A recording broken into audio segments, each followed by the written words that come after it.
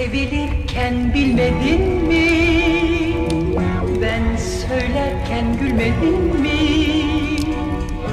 Falımızda hasret var, ayrılık var demedim mi?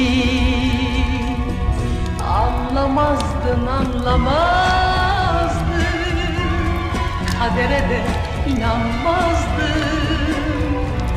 Hani sen acı veren kalpsizlerden olamazdın. Dilerim ki mutlu ol sevgilim, ben olmasam bile hayat gülsün sana.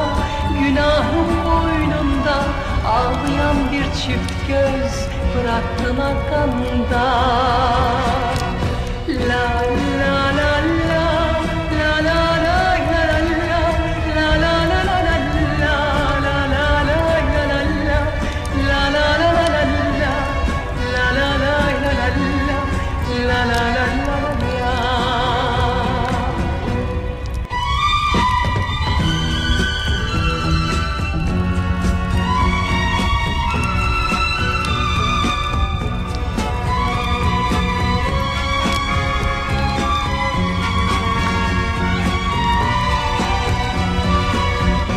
Kalbim bomboş kaldı sanma, acılar geçer zamanla.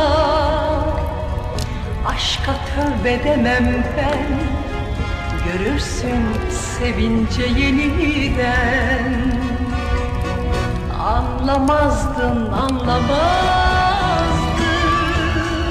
kadere de inanmazdın. Hani sen acı veren kalpsizlerden olamazdın.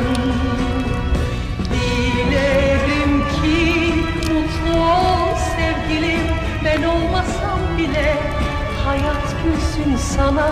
Günahım boynunda, ağlayan bir çift göz bıraktın arkanda.